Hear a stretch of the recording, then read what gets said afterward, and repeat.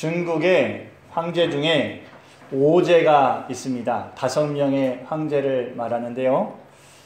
이런 사람들이지요. 읽어볼까요? 황제, 전후, 제고, 요임금, 순임금.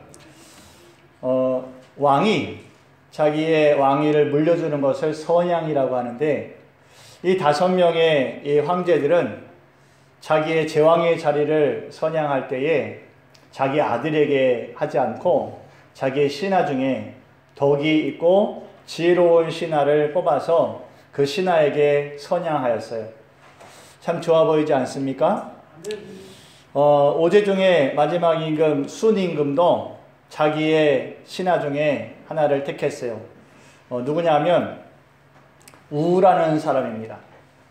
이 우라는 사람이 이 황제의 자리를 이어받았는데, 이 우는 자기의 신하 중에 신하에게 선양하지 않고 누구에게 했을까요? 자기 아들에게 세습을 했어요.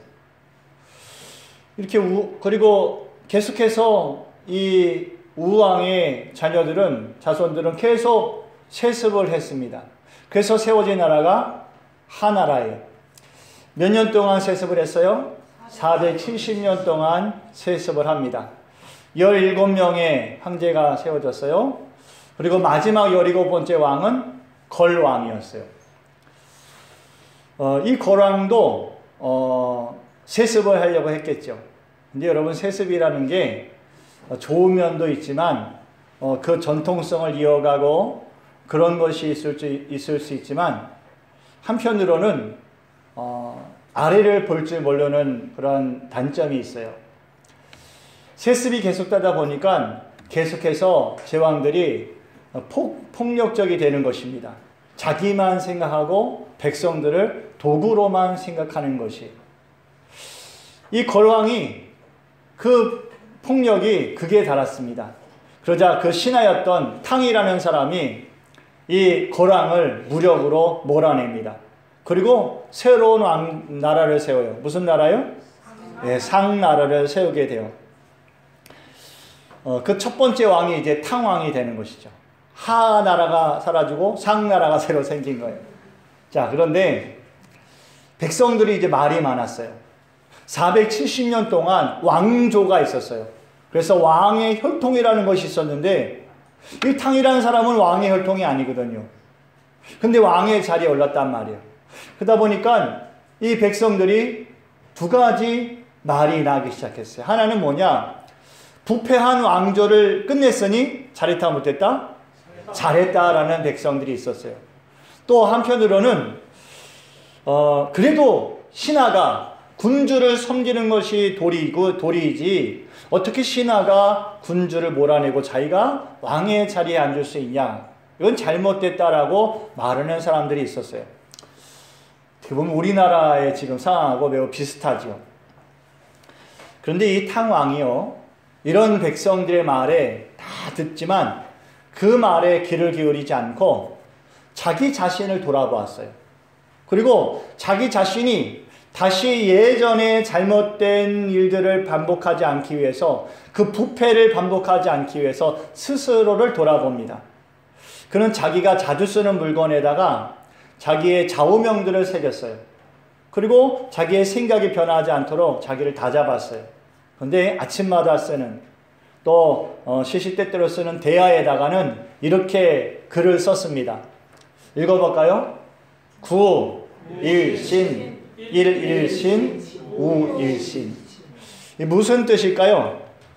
이 구자는 진실로 구자입니다. 진실로 하루라도 새롭게 되기를 원한다면 날마다 새롭게 하고 또 날마다 새롭게 하라라는 뜻이에요. 그래서 우리는 일신우 일신이라는 말을 자주 듣게 된 것입니다. 믿음의 사람들은요, 일신우 일신 해야 됩니다. 자기를 돌아보고 또 돌아볼 줄 알아야 돼요.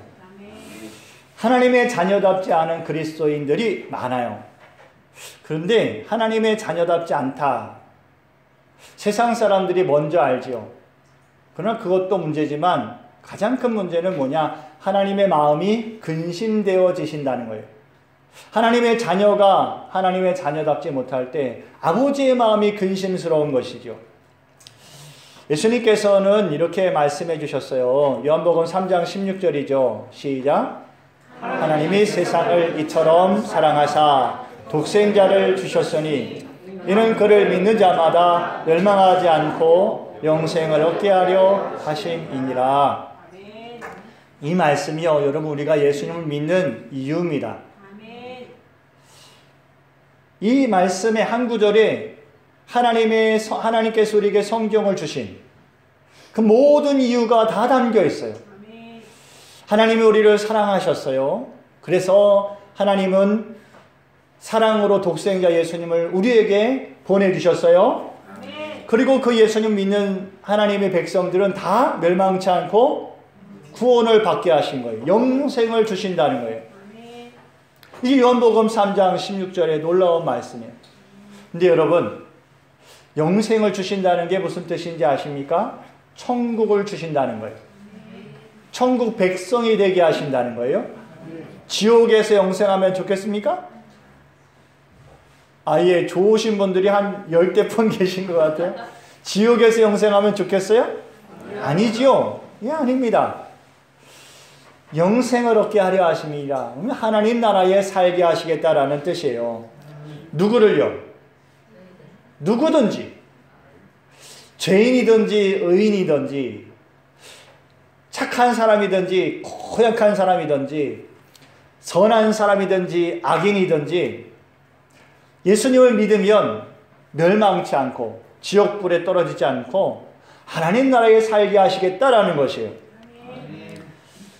여러분, 이 말씀 때문에, 예수님의 이 약속 때문에 엄청난 은혜가 우리에게 주어진 거 아닙니까? 누구든지래요. 할렐루야 아닙니까? 예. 이제 여러분, 우리는 정말 감사해야 돼요. 누구든지라고 하셨으니까요. 근데 여러분, 세상이 가면 갈수록 악해져 가고 있어요. 그 세상 따라서 우리들도 우리가 알지 못하게 신압으로 악해져 가고 있어요. 옛날 사람이 착합니까? 오늘날의 사람들이 착합니까? 옛날 사람들이 착하다고요, 아무래도. 시골 사람이 착합니까? 저 복잡한 도시에 사는 도시 사람들이 착합니까? 네, 다 똑같습니다. 날마다 세상이 악해져 가요. 그런데 이 말씀은 변하지 않았어요. 2000년 전에 주신 이 말씀이 그때 사람들이 더 착했을지 모르는데 오늘날의 악한 시대에 살아가는 우리들에게도 천국의 문을 좁히지 아니하시고 똑같이 열어놓으신 거예요. 누구든지 예수님을 믿으면 멸망치 않고 영생을 얻게 하시겠다. 우리에게도 약속해 주시는 겁니다. 근데 여러분, 성경에 그 말씀 나오잖아요. 아침에 일찍 가서 포도원 가서 일하는 사람이 받는 하루의 품삯하고 오후 4시에 가서 5시에 가서 일해서 품삯을 받는 사람하고 똑같이 받으면 그게 공평합니까? 공평하지 않다고 생각되잖아요. 근데 예수님 우리한테 다 똑같은 품삯을 약속하셨다고요. 2000년 전에도 영생이고요. 2000년 후에도 영생이에요. 다 똑같은 품삯을 주셨어요. 그럼 여러분, 그 2000년 전에 천국 갔던 사람들하고 오늘날 도시 깍쟁이들하고 다 같이 똑같이 천국에 살면 잘 어울려 살겠습니까? 참 힘들 겁니다. 그죠? 그러면 여러분, 천국하고 오늘 우리가 사는 오늘날의 시대하고 다를 게 뭐예요? 똑같지 않겠어요? 천국이 그럼 천국입니까? 천국에 가면, 그죠? 어린 양이 사자들과 뛰어놀고 어린이가 독사굴에 손을 넣고 그래야 천국인데, 이게 천국 가는데 말이요, 저 인간 또 왔네, 이렇게 되면은 그 천국이겠냐고요. 그런데도 여러분, 하나님은요 여전히 누구든지 예수님 믿으면 하나님의 자녀가 되는 권세를 주십니다. 그럼 여러분, 이 말씀의 뜻은 굉장히 중요한 뜻인 거예요. 뭐냐? 예수님을 믿는 것이요, 그냥 믿는 것이 되어서는 안 된다는 거예요. 저 인간도 천국에 왔어? 라는 말이 들릴 정도로 그렇게 예수님 믿어서는 안 된다는 것이죠. 예수님 믿는 사람은 그래서요, 변화되어야 돼요. 일신 후 일신해야 됩니다. 어제와 오늘의 내 모습이요, 예수님 때문에 달라져야 되는 줄을 믿습니다. 어떻게 하면 새 사람이 될 수 있을까요? 예수님은 우리에게 답을 먼저 주셨어요. 요한복음 14장 15절 말씀이에요. 시작. 너희가 나를 사랑하면 나의 계명을 지키라. 예수님을 사랑하면 예수님의 계명을 지키래요. 예수님의 계명을 지킴으로 달라질 수 있다는 거예요. 변화될 수 있다는 거예요. 그럼 예수님의 계명은 무엇일까요? 이것도 성경에서 이미 가르쳐 주셨어요. 마가복음 12장 30절 31절이에요. 시작. 내 마음을 다하고 목숨을 다하고 뜻을 다하고 힘을 다하여 주 너희 하나님을 사랑하라 하신 것이요. 둘째는 이것이니 내 이웃을 네 자신과 같이 사랑하라 하신 것이라. 이보다 더 큰 계명이 없느니라. 아멘. 여러분, 이제 성경은요 다 정리됐어요. 아주 이 간단한 말씀으로 정리가 됐어요. 뭐냐? 누구든지 예수님 믿으면 하나님의 자녀가 되는 권세를 얻습니다. 그런데 예수님 믿으면 무엇을 지켜요? 계명을 지켜요. 계명은 뭐냐? 마음을 다하고 뜻을 다하고 힘을 다하고 목숨을 다해서 하나님을 사랑해요. 또 내 이웃을 내 몸과 같이 사랑해요. 그게 하나님의 자녀의 모습이에요. 그게 천국의 모습입니다. 교회에는요 이런 천국의 모습이 날마다 이루어져 가야 돼요. 아멘. 여러분, 교회가 주의 나라가 임하면 그대로 주의 나라로 옮겨가야 될 줄 믿습니다. 아멘. 교회가 그냥 다 없어지고 이 중에 구원받는 사람 한두 명만 있고 그러면 안 돼요. 교회는 이 세상에서도 교회예요. 예수 그리스도의 몸이에요. 교회는 하나님 나라 가서도 하나님의 백성들이고 예수 그리스도의 몸이에요. 그러니 여러분, 우리 교회의 모습은 하나님 나라의 모습과 같아야 될 줄 믿습니다. 여러분의 모습은 천국 백성과 같아야 될 줄 믿습니다. 아멘. 하나님께서요 이스라엘 백성들에게 하나님을 사랑하고 이웃을 사랑하라 하면서 율법과 계명을 주시지 않았습니까? 그 율법과 계명은 오늘 12절 말씀에 말씀하신 것처럼 이렇게 말씀하셨어요. 율법은 거룩하고 계명도 거룩하고 의롭고 선한 것이라 라고 하셨어요. 뭐라고요? 율법은 계명도 의롭고 선한 것이다 하셨어요. 이스라엘 백성들이요 400년 동안 애굽에서 살면서 처음으로 하나님을 사랑하는 법을 배웠어요. 처음으로 이웃을 사랑하는 법을 배웠어요. 예전에는 어떻게 하나님을 사랑하는지 몰랐어요. 예전에는 어떻게 해야 이웃을 사랑하는 건지 몰랐어요. 자기 마음대로 살았어요. 그런데 계명과 율법이 주어지지 않았습니까? 좋았겠어요? 안 좋았겠어요? 안 좋았어요. 왜요? 불편했단 말이죠. 자기 마음대로 못 살게 되었어요. 옛날처럼 마음이 좀 근심스럽고 걱정스러우면 우상 앞에 가서 절하면 되고 좀 나만 편하게 살면 됐었는데 이제는 그게 아니라고요. 막 일주일 한 번씩 하나님 앞에 나가야 되고 이웃을 사랑해야 된대요. 또 이웃에게는 해코지하면 안 되고 이웃의 재물을 탐내면 안 되고 아마 지킬 게 너무 많아졌어요. 그게 무슨 말씀이냐? 오늘 본문 9절의 말씀인 것이에요. 전에는 율법을 깨닫지 못했을 때에는 내가 살았더니 라는 말씀이에요. 율법이 없었을 때는 자기가 살았단 말이에요. 내 마음대로 살았어요. 활기를 쳤어요. 내 세상인 거예요. 남이 뭐라 그러든 나만 좋으면 됐어요. 그 율법이 없었을 때지요. 근데 율법이 주어지니까 매우 불편했어요. 하나님을 사랑하면 자발적으로 율법과 계명을 지킬 수 있었는데 그게 안 됐던 것이에요. 율법에 얽매였어요. 율법의 종이 되었어요. 율법이 그들의 삶을, 그들의 목을, 그들의 마음을 옥죄었어요. 그러니 힘들었지요. 여러분, 우리가 교통법규 다 잘 지킵니까? 잘 안 지킬 때 있어요. 그죠? 뭐 잘 지키면 살 것입니다. 그죠? 그런데 항상 잘 지키는 건 아니에요. 우리가 뭐 항상 140km, 150km 밟고 다니는 건 아니라고요. 우리도 60km 이렇게 천천히 다닐 때가 있고, 그죠? 우리도 천천히 다닐 때가 있어요. 항상 이렇게 법규를 어기는 게 아니에요. 이 율법이 생기고 나니까요, 사람들이 뭐가 생겼을까요? 꾀라는 것이 생겼어요.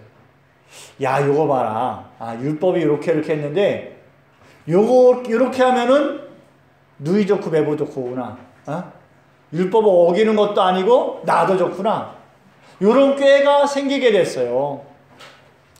아이들한테요, 요거 하지 마 그러면은 꾀 쓰는 거 보이지 않습니까?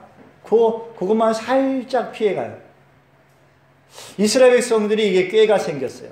남몰래 죄를 짓고 남이 모르면 괜찮다라는 생각들을 갖게 된 것이에요. 이게 뭐냐? 오늘 본문 말씀에 죄가 기회를 탄 것이에요. 다 같이 죄가 기회를 탔다. 자, 8절 말씀 읽어봅니다. 시작.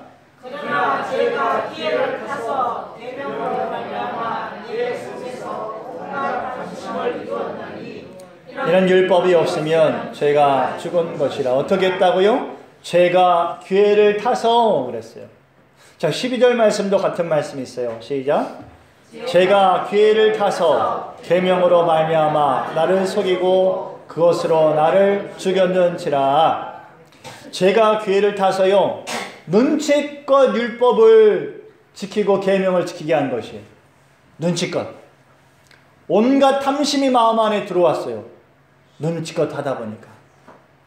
야, 요거 법을 조금 어기니까 아주 편하구나. 이런 삶을 살게 된 것이에요. 그럼 여러분, 믿음 좋은 사람들은 다 율법 잘 지키고 살았을까요? 그들은 하나님의 율법과 계명 앞에 100점짜리였을까요? 아니었어요. 믿음이 좋다는 사람들까지도 실수로 범하기도 하고 고의로 범하기도 하고 어쩔 수 없이 율법과 계명을 범하기도 했어요. 유혹과 미혹에 넘어지기도 했어요. 이 율법 때문에 그래 착하고 성실하게 하나님 믿던 사람들까지도 심판 아래 있게 된 것이에요. 그러면 여러분, 율법이라는 것이 착한 사람들도 죄인이 되게 하는 도구입니까? 그건 아니에요. 오늘 말씀처럼 율법도 거룩하고 계명도 거룩한 거 아니에요? 의롭고 선한 것이에요. 우리를 죄인 되게 하는 도구가 아닙니다. 그런데 왜 그런지 우리가 답을 알고 있어요. 그런 말 있지 않습니까? 털어 먼지 안 나는 사람 없다. 율법 잘 지키는 것 같지만 털어서 먼지 안 나는 사람이 없어요.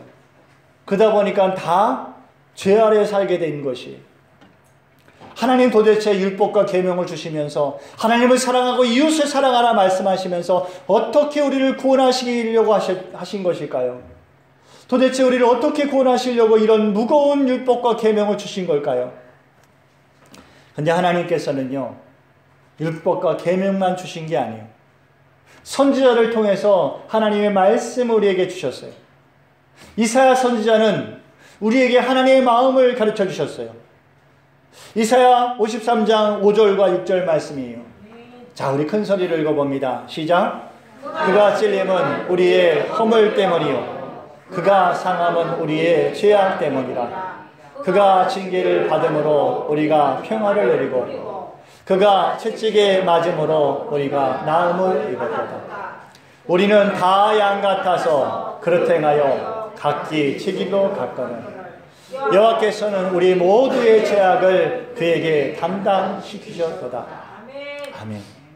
하나님께서는요, 우리가 잠자고 일어나기만 하면 죄 짓고 사는 인생이 하나님 내에 보냈던 거예요. 그래서 율법과 계명을 주신 것이죠. 그런데도 안 되니까 하나님께서는요, 우리의 모든 죄악을 예수님에게 담당시키셨어요. 예수 그리스도께서 우리의 죄악과 허물을 다 짊어지신 것이. 아멘. 예수님은 우리의 때밀이가 되신 거예요. 예. 때밀이라고 그러면은 사람들 뭐라고 하죠? 새신사라고 해야 돼요.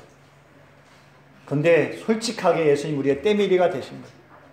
우리가 예수님 앞에 벌거벗고 눕기만 하면 예수님 우리의 죄를 다 씻어주신 거예요. 다 씻고 나왔는데, 다 씻고 나왔는데 여기서 때가 나오면 누구 잘못이? 예수님 잘못이죠. 금방 밀고 나왔는데 예수님은 우리의 모든 죄를 다 담당하셨어요. 예, 다 담당하셨어요. 우리 때밀이가 되어주신 것이에요. 그런데 문제가 있어요. 때밀고 나온 다음에 우리가 또 더럽게 살아간다는 것이죠.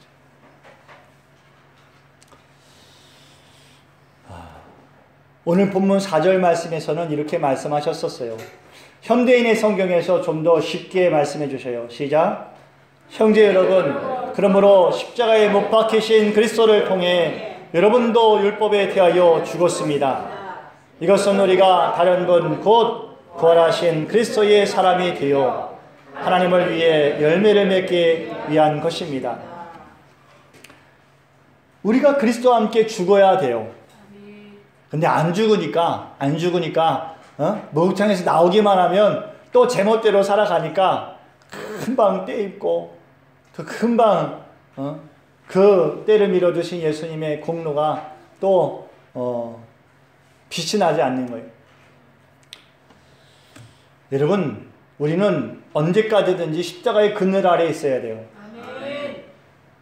나가면 금방 더러워지니까 다시 십자가 앞으로 돌아오는 것입니다. 아멘. 아멘. 십자가를 떠나지 마십시오. 아멘. 예수님을 잊어버리지 마십시오. 아멘. 우리가 세상을 살면서요, 다시 죄를 지을 때가 있어요.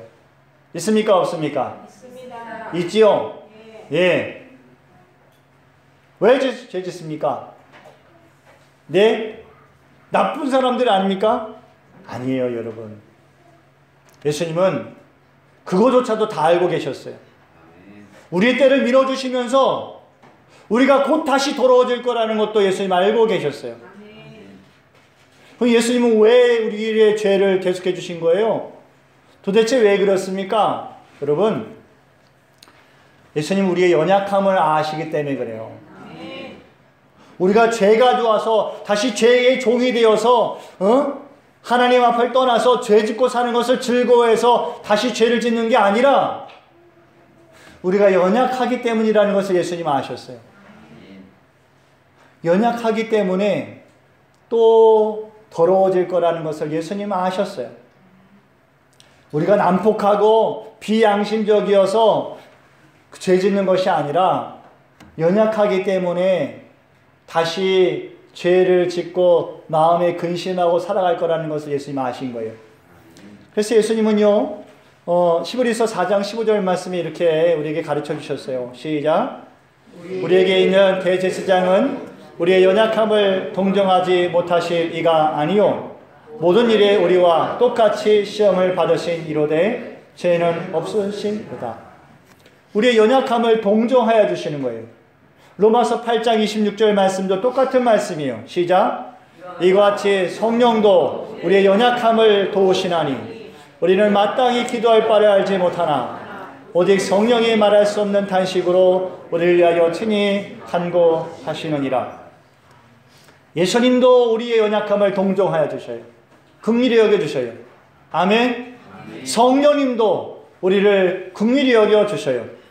그래서 여러분, 우리가 연약함으로 죄를 지을 때 예수님 우리를 다시 붙들어 주시는 겁니다. 다시 일으켜 주시고 먼지를 털어 주시고 괜찮다라고 하시는 줄을 믿습니다. 예수님 베드로에게 이렇게 말씀하셨어요. 요한복음 13장 10절 말씀입니다. 시작. 예수께서 이르시되 이미 목욕한 자는 발밖에 씻을 필요가 없느니라 온몸이 깨끗하니라. 예수님 목욕 다 씻겨주셨으니까, 우리의 때를 밀어주셨으니까 너 나갔다가 돌아오지면 너의 발을 내가 씻어줄게라고 하시는 거예요. 여러분, 매일 발 씻잖아요? 매일 땜입니까? 그건 아니에요. 예수님은 우리의 발을 씻어주시는 줄 믿습니다.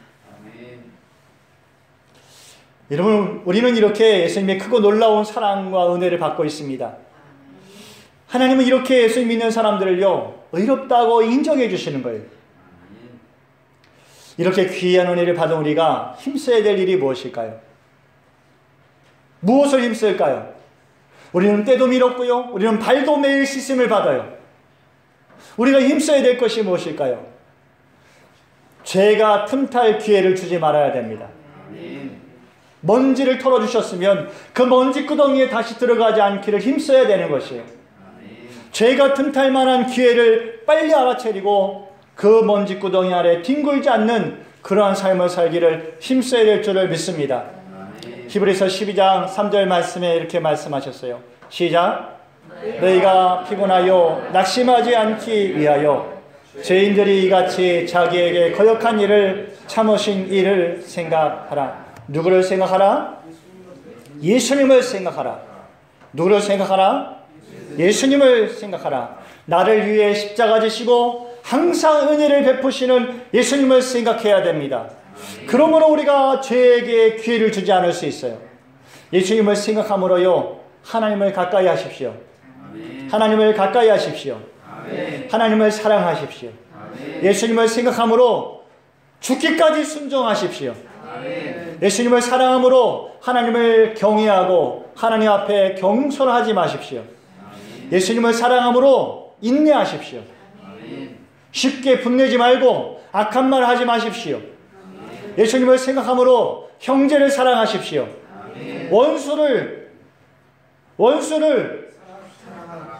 원수는 안 될까요? 예수님을 생각하십시오. 그래서 내 눈을 가리고라도 원수를 사랑하십시오. 긍휼히 여기는 마음을 가지십시오. 예수님을 생각함으로 이웃에게 친절을 베푸십시오. 이웃에게 양보하십시오. 이웃에게 겸손하십시오. 어떻게 함으로? 예수님을 생각함으로. 말씀을 마치겠습니다. 예수님을 생각함으로요, 우리는 이제 눈치껏 믿는 믿음이 아닙니다. 눈치껏 어떻게 죄를 지어볼까, 그런 믿음이 아니에요. 땅만 바라보면서 하늘에 계신 우리 아버지요, 이렇게 기도하는 인생이 아니라 하늘을 바라보면서 주님, 내가 이 세상을 믿음으로 살아갈 수 있도록 나를 도와주시옵소서. 우리는 이런 믿음으로 살아야 될 줄을 믿습니다.